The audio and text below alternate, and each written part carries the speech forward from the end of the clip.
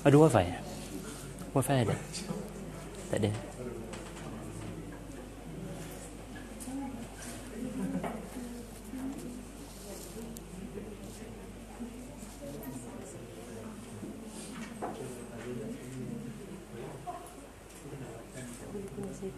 Cuba tengok hotspot kamu ada?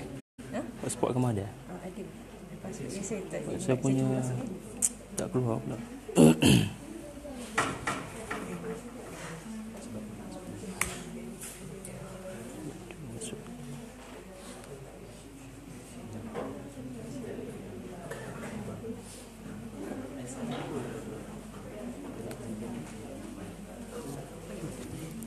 Sekejap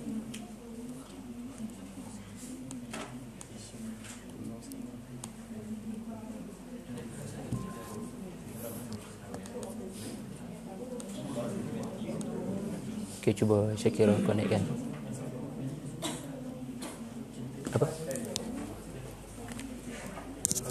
Tak keluar.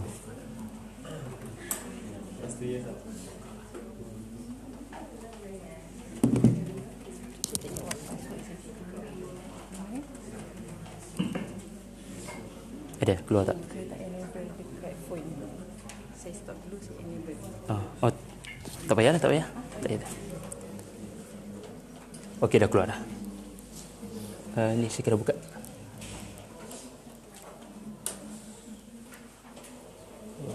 Okey.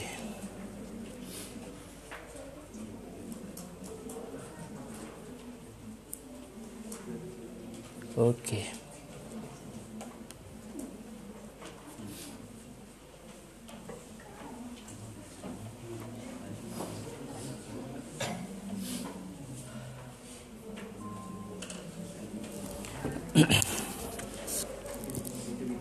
Assalamualaikum warahmatullahi wabarakatuh.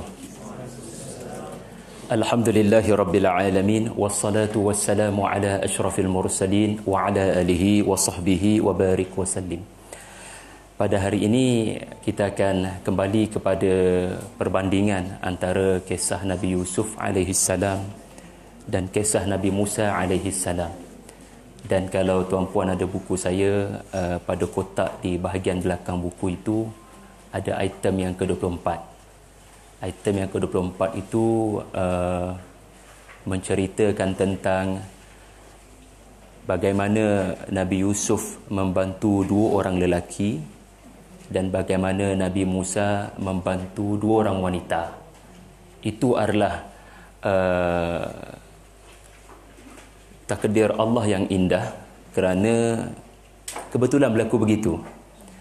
Sekiranya anda membaca surah Yusuf, anda akan temui kisah Nabi Yusuf menyantuni, berdakwah kepada dua orang lelaki banduan yang sepenjara dengannya. Manakala sekiranya anda membaca suratul Qasas, dan itulah fokus saya pada hari ini, anda akan bertemu dengan kisah Nabi Musa membantu dua orang wanita. Jadi kisah yang akan menjadi perhatian kita hari ini adalah kisah di sebalik Musa alaihi salam membantu dua orang wanita. Dan satu lagi perbandingan yang menarik, semasa Nabi Yusuf membantu dua orang lelaki, cerita tu ada kaitan dengan makanan. Dan semasa Nabi Musa membantu dua orang wanita, cerita tu ada kaitan dengan minuman. Satu pihak makanan untuk dimakan, satu pihak air untuk diminum. Satu lagi perbandingan yang menarik, semasa Yusuf berbicara kepada dua orang lelaki yang sepenjara dengannya, Yusuf menggunakan kekuatan intelektualnya, kepakaran yang Allah Ta'ala berikan kepadanya, iaitulah tafsir mimpi.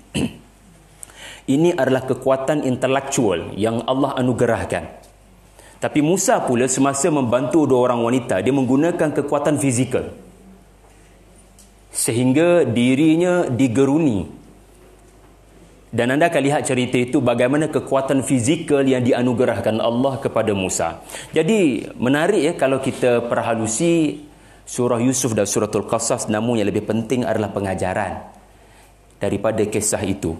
Baik, kalau sempat kita akan lalui ayat 14 hinggalah ayat 23. Tapi kalau tak sempat, tak apa tuan-puan, kita akan tangguh ke minggu depan mana yang kita tak mampu nak teruskan. Baik, perjalanan kita pada petang ini adalah bermula daripada ayat 14. Anda perlu beri perhatian pada ayat 14 kerana ia adalah mukaddimah yang penting, kerana ia akan menerangkan apa yang akan berlaku selepas ini. Batu orang panggil dalam bahasa Inggerisnya begin with the end. So ayat ni ayat di sebentar lagi, apa yang anda akan lihat adalah Allah menganugerahkan kepada Musa satu lagi kelebihan selain daripada kelebihan fizikal. Istawa ni artinya bila dia berdiri tegak, tubuhnya sasa. Saya tak kata six pack, tetapi boleh jadi begitu. Tidak ada yang boleh menumbangkan Musa. Musa ini dia tidak seperti Yusuf alaihi salam. Yusuf ini hebatnya pada rupa. Tapi Musa ini hebat. Dia seperti Umar.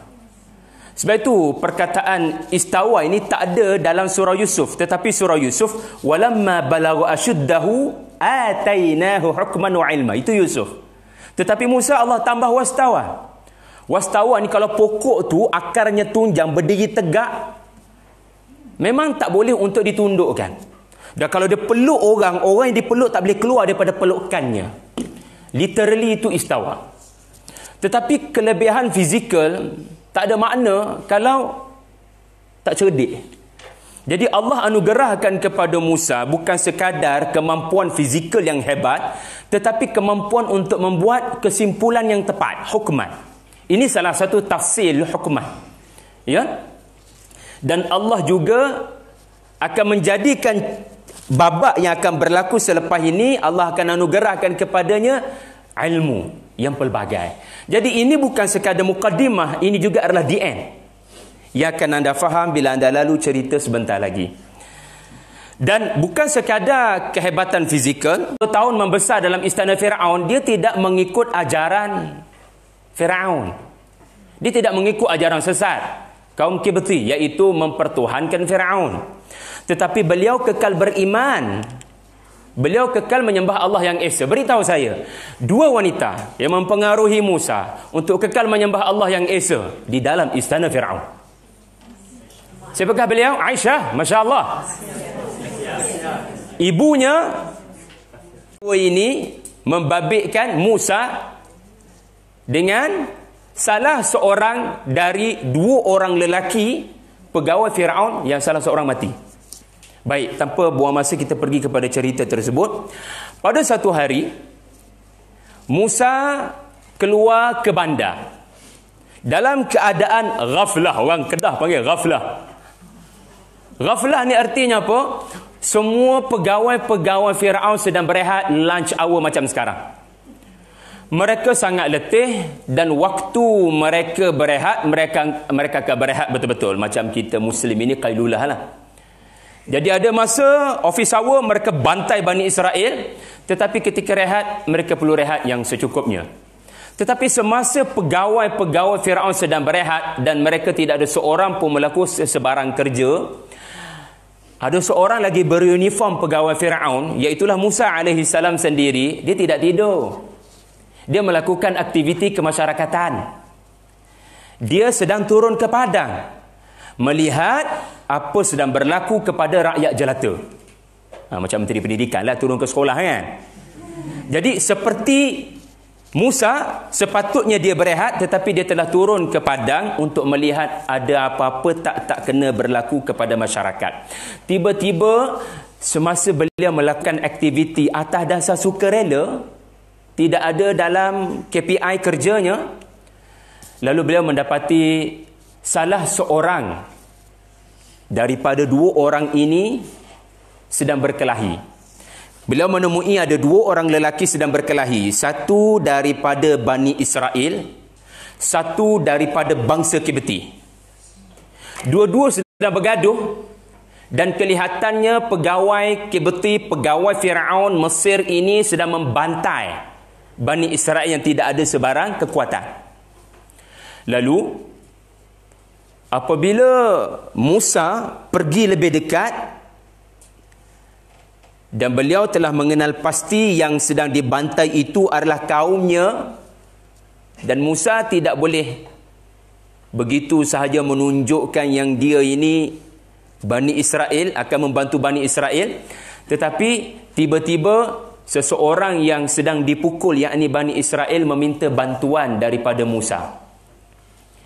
Musa, tolong aku Musa. Maknanya dia kena pukul. Jadi ini menunjukkan orang Bani Israel itu mengenali Musa. Walaupun dia beruniform Mesir, uniform Firaun, uniform pegawai Firaun. Daripada mana Bani Israel tahu itu Musa?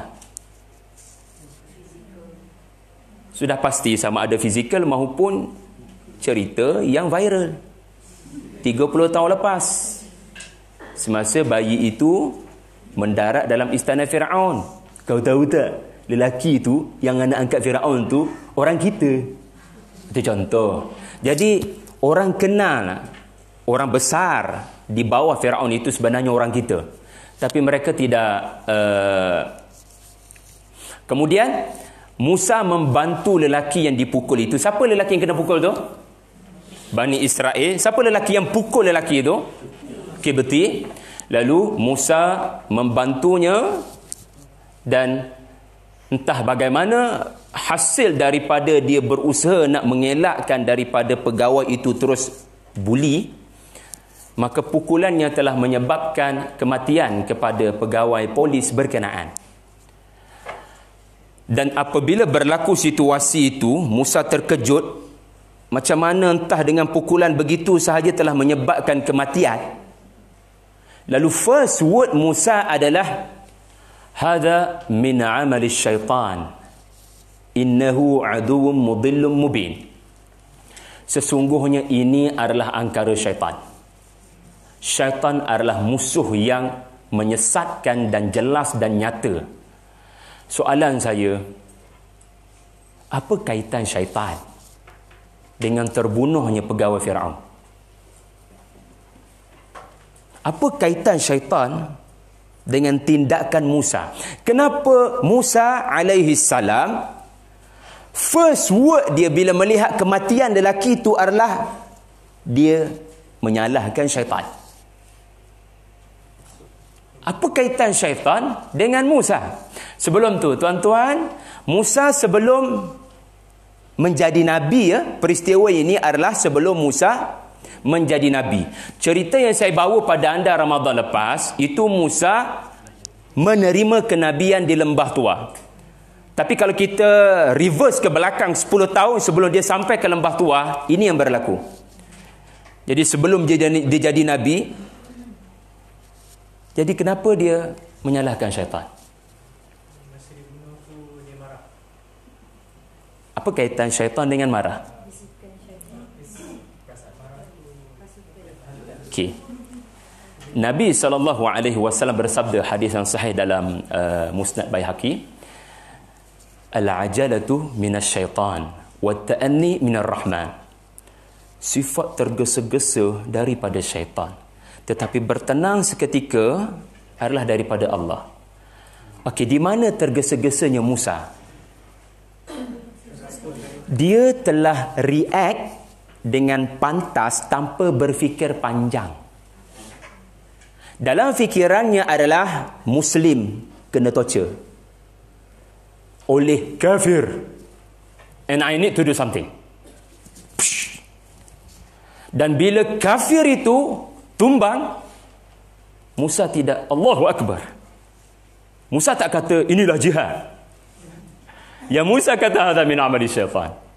Musa baru menyedari bahawasanya dia terlalu cepat bertindak kepada lelaki itu tanpa berfikir seketika sebenarnya apa yang berlaku. Secara sepintah lalu, Muslim kena bantai. Waktu itu Muslim lah kerana mereka Bani Israel. Tetapi kenapa Allah rakamkan ucapan Musa? Kerana sepatutnya walaupun jelas depan mata kamu Muslim kena pukul dan kafir yang pukul, kamu nak bertindak apa-apa pun nanti dulu. Get the bigger picture. Cuba dapatkan maklumat lebih menyeluruh. Apa sebenarnya berlaku? Entah-entah bukan kafir tu yang zalim. Entah-entah yang zalim adalah Muslim tu. Dia cari pasal. Mungkin. Jadi siapa betul siapa salah tak penting. Yang penting sikap. Sebelum bertindak adalah berfikir terlebih dahulu. Apa tindakan yang terbaik? Reaktif tidak selalunya baik. Cepat react, emosional dan marah. Ini pengajaran yang indah tuan-tuan di sebalik cerita ni. Okey. Kemudian ayat seterusnya. Okey. Jadi anda nampak sekarang Musa menyalahkan syaitan dan dia tak bersalah, betul? Salah. Musa menyalahkan syaitan dan kemudian menyalahkan dirinya sendiri. Rabbi inni zalamtu nafsi. Sebab mana boleh anda, saya memang dah lama ambil dadah sebab angkara syaitan. Saya memang begini, perangai saya memang begini. Tak boleh langsung. Sebab semuanya angkara syaitan. Allah Ta'ala nak ajar kita dalam bulan Ramadan, bila syaitan tak ada. Maknanya, stop blaming syaitan. Ada masa kamu kata syaitan. Dan ada masa blame yourself. Inni zalamtu nafsi. Ya, aku tahu itu angkara syaitan. Ada part syaitan main peranan. Dia menyebabkan aku react dengan terlalu cepat tanpa berfikir panjang. Bila bertindak terlalu cepat, tidak mampu untuk hukman, judgement yang tepat. Tapi ada benda yang, wahai Allah, sebenarnya walaupun ia ada kaitan dengan syaitan, aku full responsible. Aku bertanggungjawab sepenuhnya dengan apa yang berlaku, maka tolong ampunkan aku, wahai Allah. Dan Allah Ta'ala mengumumkan kamu telah diampunkan. Faghafaralah. Maka Musa diampunkan oleh Allah dan sesungguhnya dia sentiasa mahu mengampunkan dosa dan dia sentiasa pengasih kepada hamba-hambanya yang bertaubat. Jadi tuan-tuan, perkataan penting di sini adalah faghafaralah. Allah telah mengampunkan Musa. Baik. Adakah Musa tahu yang dia diampunkan Allah? Kerana cerita ini sebelum dia menjadi Nabi. Kalau dia dah jadi Nabi, tak pelik kalau Allah berkata-kata direct. Kamu telah diampunkan Allah. Rasul, Nabi, mereka boleh directly, divine, mendengar wahyu. Tetapi hikmah cerita ni sebelum kenabian, kerana dia adalah situasi kita. Kita bukan Nabi. Kerana kita bukan Nabi, kita bukan Rasul, kita tak terima sebarang surat daripada langit mengumumkan kamu sudah diampunkan. Tuan-tuan, apa yang paling anda mahukan Ramadan yang telah berlalu? Apa yang paling anda mahukan pada Lailatul Qadar yang telah berlalu? Tidak lain tidak bukan anda mahukan keampunan daripada Allah. Tetapi soalan yang bermain dalam fikiran anda, adakah saya sekarang selepas 30 hari Ramadan saya diampunkan Allah? Betul tak persoalan itu ada dalam fikiran anda? Adakah aku sudah benar-benar utaqa'u minan nar, yang telah dimerdekakan daripada api neraka? Sebab kita tak tahu adakah Allah sudah mengampunkan kita. Situasi ini sama dengan Musa. Musa tak tahu juga adakah Allah mengampunkan dia. Tetapi kita baca Quran, kita tahulah. Allah beritahu. Tapi semasa peristiwa ini, Musa tak tahu. Tetapi apa yang anda boleh tahu adalah ciri-ciri orang yang Allah telah ampunkan dosa. Yang tu babak sebentar lagi. Apa cerita yang akan berlaku sebentar lagi adalah ciri-ciri orang-orang yang telah Allah ampunkan dosa. Kalau ciri-ciri itu ada pada anda, tahniah. Allah ampunkan dosa-dosa anda seluruhnya. Ramadan yang telah berlalu. Alhamdulillah. Itulah kemenangan yang sebenar. Itulah graduan Ramadan yang sebenar. Itulah hari raya yang sebenar.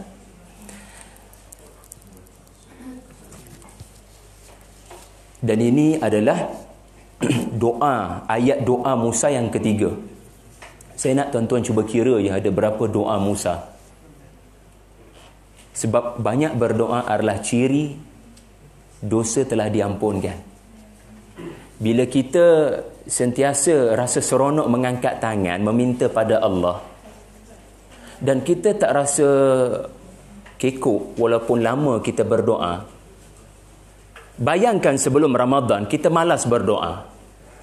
Dan bila kita masuk Ramadan kerana latihan tarawih, latihan qiyamul lail, kalaupun tidak kita tetapi kerana imam membaca, akhirnya kesannya selepas Ramadan anda masuk Syawal dengan tangan yang rajin meminta daripada Allah. Lepas maya zuhur, berdoa 5 minit paling kurang. Lepas maya asar, berdoa lagi.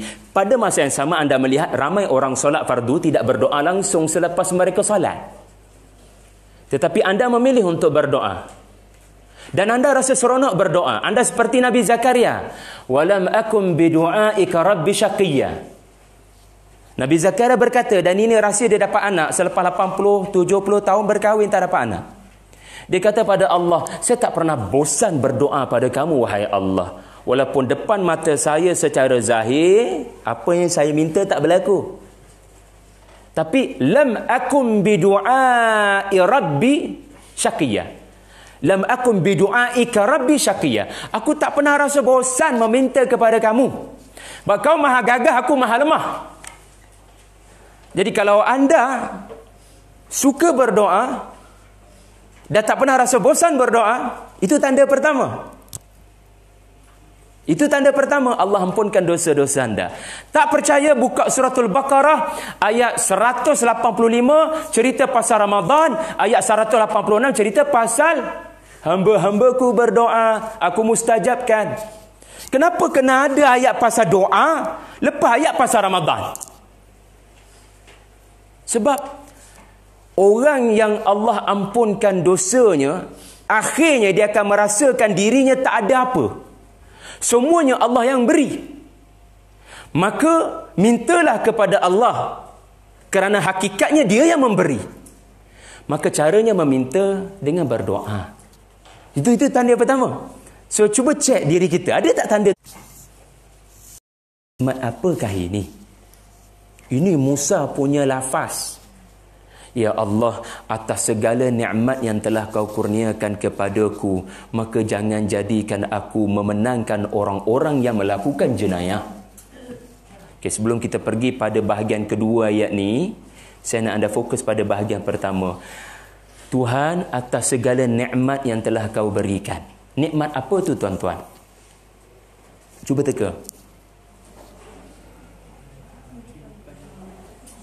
Okey, ada yang berkata nikmat kehidupan yang mewah, kerana Musa di dalam istana Firaun adalah seorang yang bukan sekadar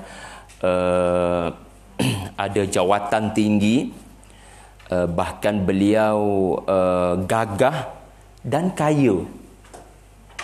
Waktu menarik, kalau tuan-tuan baca suratul Qasas, awal suratul Qasas cerita pasal seorang yang gagah, bijak, kaya dan sangat disayangi Firaun.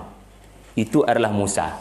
Hujung suratul Qasas, ada lagi seorang lelaki yang kaya, yang berilmu, yang gagah, disayangi Firaun. Dua-dua daripada Bani Israel. Siapakah beliau? Hujung suratul Qasas tiba-tiba muncul bagi menggambarkan azabnya, tiba-tiba datang kepadanya. Yang tak boleh jawab maknanya belum baca di bawah teduhan kisah-kisah Al-Quran. Qarun.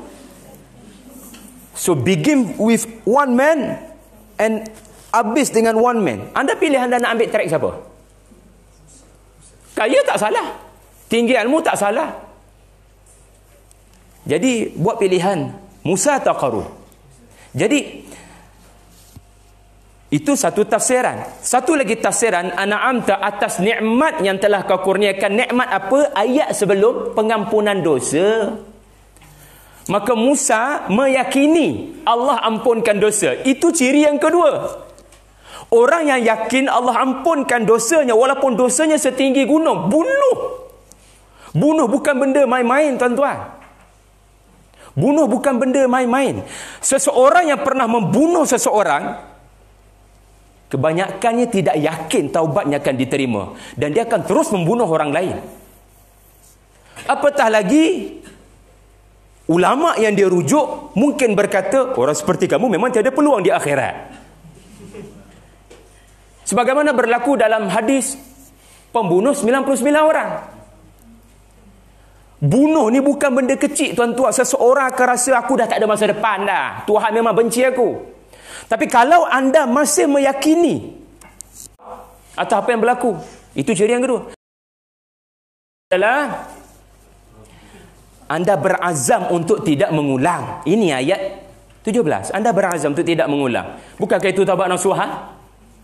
Menurut Nabi Musa alaihi salam. Allahu akbar. Jadi Musa dengan menggunakan perkataan an'amta, ini menunjukkan dia yakin Allah mengampunkan dosanya walaupun dia tidak terima surat daripada langit bertulis kamu sudah diampunkan, sebagaimana berlaku kepada orang-orang Kristian bila pergi kepada gereja. Padri mengeluarkan surat tersebut, bayarannya mahal. Untuk sekadar mengetahui dia sudah diampunkan. Jadi atas segala nikmat pengampunan dosa, aku tahu aku melakukan jenayah berat, tetapi wahai Tuhan, ada banyak faktor aku melakukan perkara sedemikian. Maka ampunkan dosaku, dan aku yakin kau ampunkan dosaku, dan mulai hari ini aku tidak akan memenangkan orang-orang yang melakukan jenayah. Di sini menarik, siapa yang melakukan jenayah? Pegawai KBT? Ya, itu tafsiran pertama. Aku takkan bersama lagi dengan kerajaan yang menzalimi manusia seperti pegawai itu lakukan. Tetapi ada satu lagi tafsiran, iaitulah Bani Israel itu sendiri dilihat zalim apabila anda mendapat informasi yang menyeluruh. Rupa-rupanya yang cari pasal, yang memulakan perkelahian dan pergaduhan, bukan polis. Yang memulakan perkelahian adalah Muslim, Bani Israel. Maka wahai Allah, jangan jadikan aku orang yang memenangkan kezaliman walaupun kezaliman itu datang daripada orang Islam. Prinsip ini penting. Tidak berkompromi dengan kezaliman. Kemudian, tetapi walaupun dia sudah berdoa kepada Allah, Musa tetap takut. Takut apa? Takut orang dapat tahu dia yang membunuh pegawai polis Mesir tersebut. Untuk makluman tuan-puan, semasa kejadian Musa membantu Bani Israel itu, ada orang tengok tak peristiwa tu? Tak ada. Sebab semua pegawai polis rehat. Dan peristiwa itu pula kebetulan berlaku di tempat yang tak ada orang. Hanya 3 orang saja, Musa, pegawai KBT dan Bani Israel yang berkenaan. Pegawai polis itu tarik dia pergi satu tempat, bergaduh kat situ, dan tiba-tiba kebetulan Musa berada di situ dan Musa defend dia. Dan dia mati. Jadi orang tahu ke tidak Musa bunuh? CCTV tak ada dan seumpama dengannya. Tetapi pada esok paginya, asbahah esok pagi, okey. Bila asbahah, waktu pagi office hour, orang tidur ke? Orang tak tidur, pegawai polis makin ramai. Beri perhatian, ini babak kedua. Esok hari berlaku sesuatu kejadian yang membabitkan orang Islam yang sama.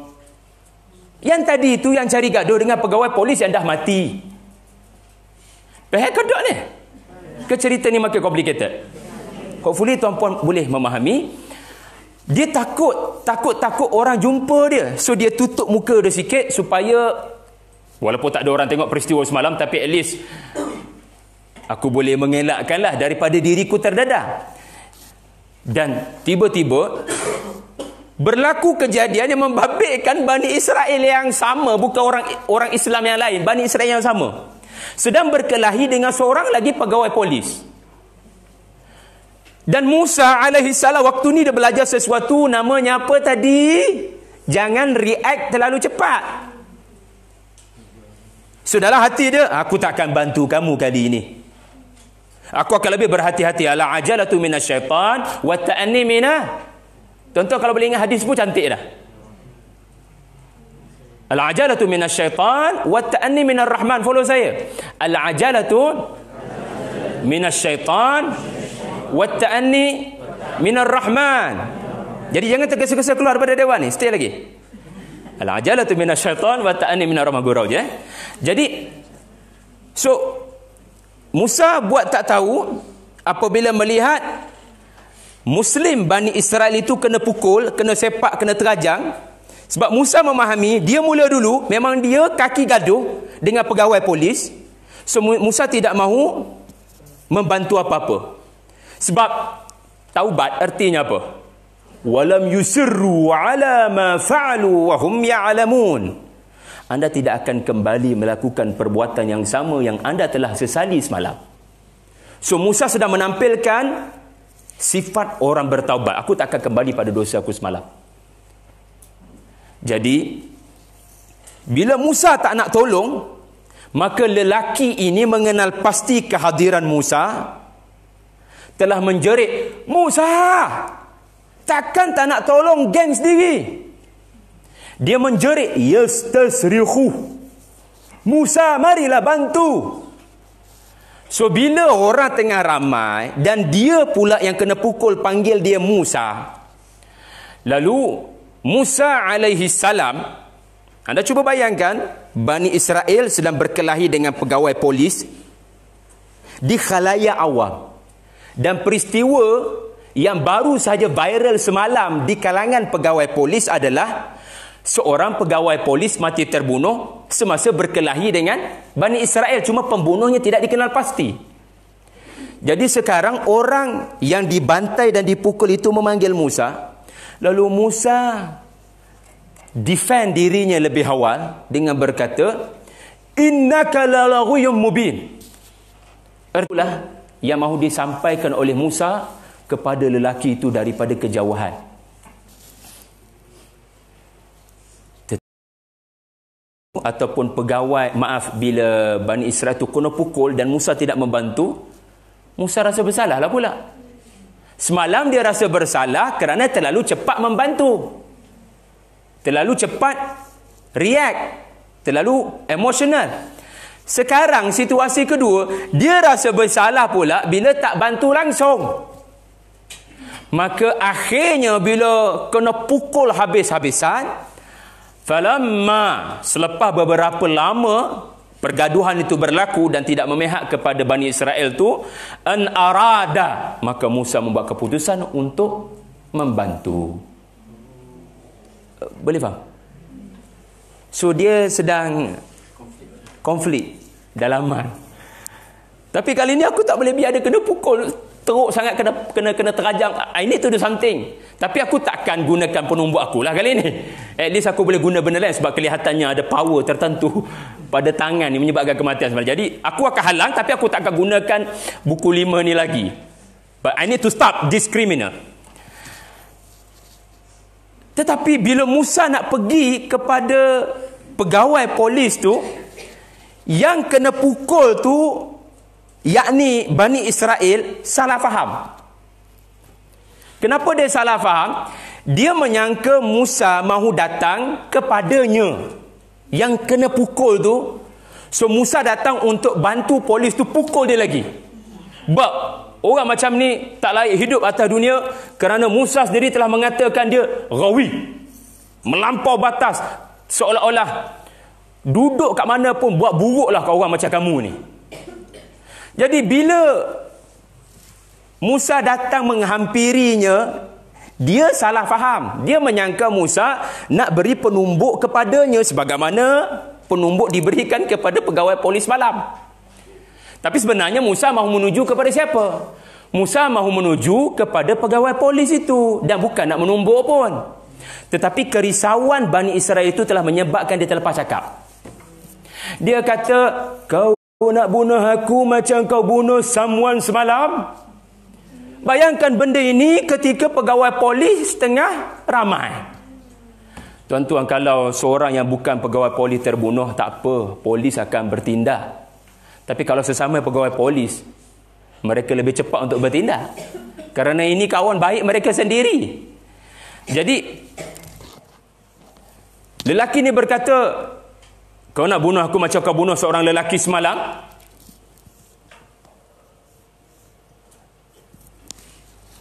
Maka waktu ini tahulah seluruh pegawai polis siapa yang menjadi dalang kematian pegawai polis malam. Jelas? Lalu Musa tiada pilihan kecuali bergegas menyembunyi dan melarikan diri. Dan semasa Musa bersembunyi melarikan diri, takut-takut pegawai polis datang kepada beliau, tiba-tiba datang seorang lelaki memberikan nasihat kepada beliau. Musa, sebagai kawan baik, aku rasa menyerah diri kepada balai polis bukan pilihan yang tepat. Aku menasihatkan kamu tinggalkan Mesir. Menarik ya perbandingan. Salah seorang mati telah menyebabkan Musa keluar dari istana Mesir. Salah seorang banduan dalam penjara Nabi Yusuf kemudiannya dihukum mati juga selepas Nabi Yusuf meninggalkan istana Mesir. Okeylah tuan-tuan. Sekarang siapa lelaki ni? Biasa tuan pun boleh jawab, wallahu alam. Sebab itu jawapan yang paling kita mahukan. Allah lebih tahu siapa lelaki itu, sebab siapa lelaki itu tak penting lah. Tapi gunakan logik lah. 30 tahun duduk dalam istana Firaun, takkah semuanya musuh? Takkah semua kibeti pegawai dalam istana tu musuh dia? Mesti ada kawan baik dia. So sedar tak sedar Allah Ta'ala nak ajar buat baik pada non-Muslim. Walaupun ada yang memusuhi kamu, kamu mungkin boleh prejudis pada beberapa orang. Sebab cara mereka lihat kamu pun cara yang tak meraihkan. Tapi jangan sebab prejudis itu menyebabkan kamu tak baik dan tak kamcing dengan non-Muslim yang lain. Alhamdulillah, hasil hubungan baik, mungkin 30 tahun persahabatan, menyebabkan kawan baik. Dan kebetulan kawan baiknya ini adalah ahli majlis mesyuarat, di mana mesyuarat sudah diadakan sesama pegawai polis. Firaun tak tahu, Firaun tak terbabit, dan pegawai polis membuat mesyuarat sulit, memutuskan kalau kita jumpa Musa, kita jangan tahan dan bawa ke muka Firaun, sebab Firaun anggap dia anak angkat. So kalau kita serahkan kepada keputusan Firaun, Firaun tak akan jatuh ke hukuman mati, sedangkan yang mati adalah kawan baik kita atau mungkin bos kita. So keputusan senyap sahaja, jangan beritahu pada Firaun, jumpa Musa, tembak mati. Kalau ada penembak lah masa tu. Tapi kita boleh katakan, ya'tamiruna bik liyaqtuluk. So korang semua polis-polis, kalau jumpa saja Musa, tembak mati. Maka aku beri nasihat, ini keputusan mesyuarat kita orang, dan aku paling pantas. Aku tahu kat mana kau bersembunyi. Itu seolah-olah begitulah. Aku tahu kau kawan baik aku tahu kat mana kau bersembunyi, dan sebab tu aku jumpa kau sekarang. Just nak bagi tahu, lari adalah pilihan yang terbaik buat masa ni. Jangan serah diri. Aku tahu kau rasa bersalah, aku tahu kau nak serah diri, aku tahu kau boleh defend dalam mahkamah mungkin untuk mengatakan ia perbuatan tidak sengaja. Tetapi ketahuilah, keputusan pemimpin kerajaan Firaun adalah memberikan lesen untuk menembak mati kamu. So itu bukan pilihan yang tepat. Kau serah diri kat balai polis, mereka tembak terus. Okey. Maka Musa, kita ada lebih kurang 7 minit lagi, Musa pun keluar daripada Mesir dalam keadaan takut sebab dia manusia. Rabbi najini minal qaumiz zalimin. Doa yang keberapa dah ni? Yang keempat dah ni. Sentiasa berdoa. Benda ni tak ada dalam Old Testament, tuan-tuan. Old Testament ada cerita yang sama, if you don't believe me. Beliklah Torah mereka.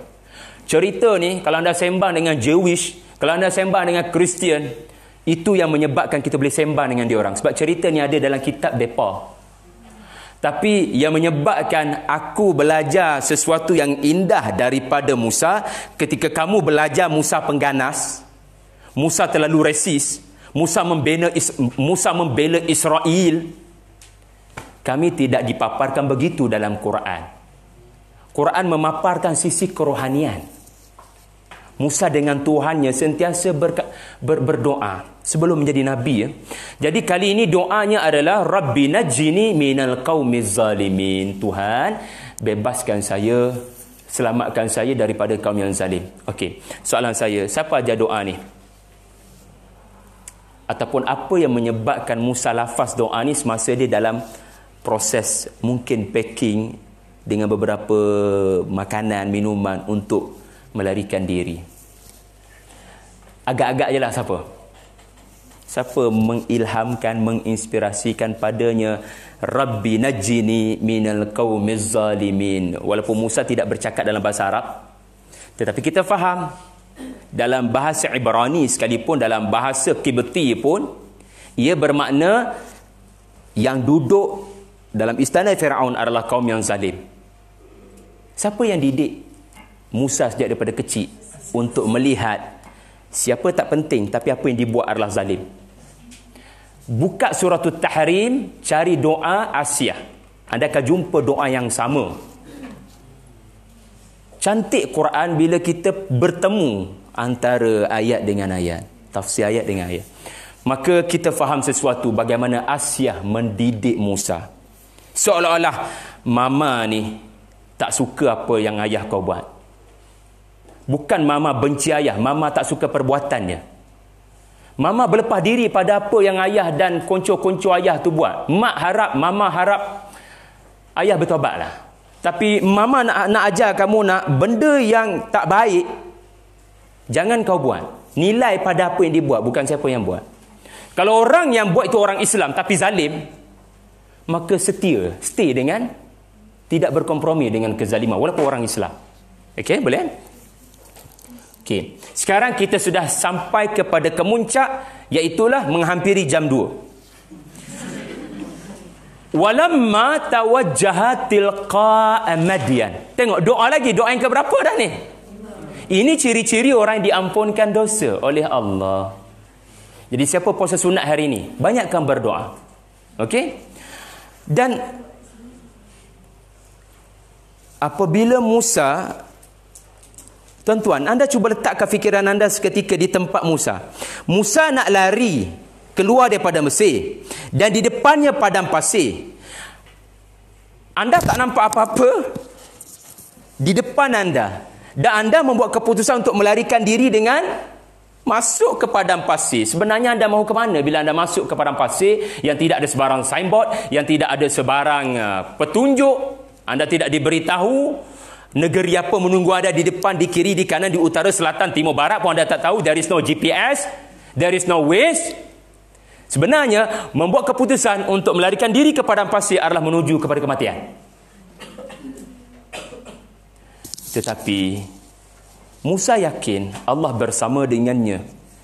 Walamma tawajjah, dia tak tahu nak lari ke mana, tetapi tiba-tiba masa dia tawajjah, dia berpaling ke arah satu arah, Allah berikan kepadanya ketenangan untuk bergerak ke arah tu dan jangan berpaling lagi. Tuan-tuan tahu kan, sesuatu tempat yang jaraknya 800 km, Madian, daripada Memphis, Mesir, Madian. Anda nak bertolak daripada Memphis nak pergi ke Madian, 800 km. Anda tersasar satu darjah sekalipun dari Memphis, sure anda tak sampai ke Madian, walau satu darjah. So di mana anda bermula berpaling, tawajjuh, Allah jadikan ia tilqa. Tilqa ni maknanya apa? Straight forward. Allah berikan ilham, kita boleh kata divine GPS. Straight, memang Musa diberikan ilham untuk melarikan diri ke arah sana. Walaupun logik akal mengatakan dia menuju kepada kematian, tetapi dengan doa. Tuan-tuan, satu perkara yang menarik anda akan temui. Daripada istana Firaun, ada babak di luar istana Firaun. Daripada luar istana Firaun, sekarang anda berada di luar Mesir, padang pasir. Dan sebentar lagi, daripada padang pasir, kering kontang, maut datang, anda bertemu dengan Madian. Anda akan mendapati setiap peralihan babak, transition ini ada doa. Sentiasa ada doa Musa. Pengajarannya apa? Doa boleh mengubah segala-galanya. Sebab tu Allah sentiasa selitkan babak Musa berdoa, and then babak baru muncul. Doa, and then senario baru muncul. Doa, lokasi baru muncul. Doa is everything. Doa boleh mengubah takdir, kata Nabi SAW. Wa idza sa'alaka ibadi. Jadi doanya kali ini adalah asa rabbi an yahdiyani sawa'as sabil. Tuhan, tolong kekalkan aku di atas jalan yang lurus ini. Walaupun aku tidak tahu sampai ke mana, tetapi akhirnya kata ulama 7 hari 7 malam, seorang diri tanpa makanan dan minuman, bekalan sudah kehabisan. Exactly Musa sampai ke Madian. Tak boleh bayang kalau Musa tersasar daripada perjalanan awalnya, dan tak boleh bayang kalau Musa mengambil masa lebih lama kerana dia boleh mati di pertengahan jalan. Sebaik saja sampai ke Madian, majlis pun ditangguhkan.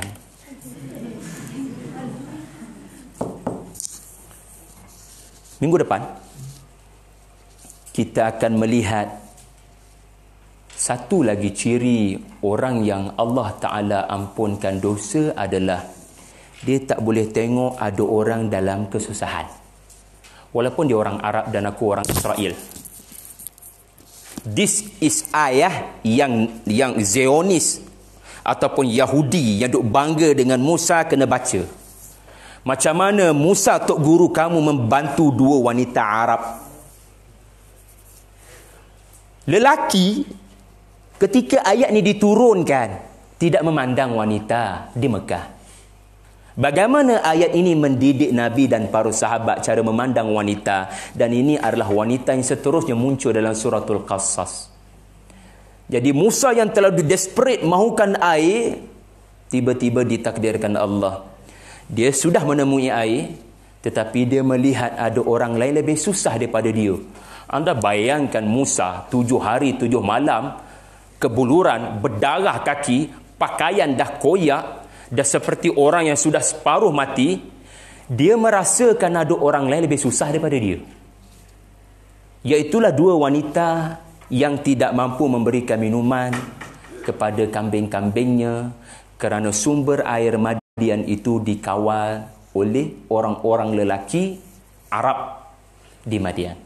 Jadi insya-Allah tuan-puan, kita sambung pada masa akan datang. InsyaAllah pada minggu depan kita akan habiskan kisah Musa di Madian, ya. Dan harap-harapnya tuan-puan dapat pelajari sesuatu yang bermakna pada hari ini, iaitulah apa dia? Adakah saya sudah diampunkan Allah? Cirinya adalah pertama, adakah saya suka berdoa? Yang kedua adalah, dan itu akan dihuraikan lebih pada minggu depan, adakah saya tak boleh nampak ada orang susah, saya akan cuba membantu. Ketahuilah dengan 2 sifat ini, berita gembira itu tanda Allah mengampunkan seluruh dosa-dosa kita dan anda seperti bayi yang baru dilahirkan. Selamat Hari Raya. Maaf sahih batin. Assalamualaikum warahmatullahi wabarakatuh.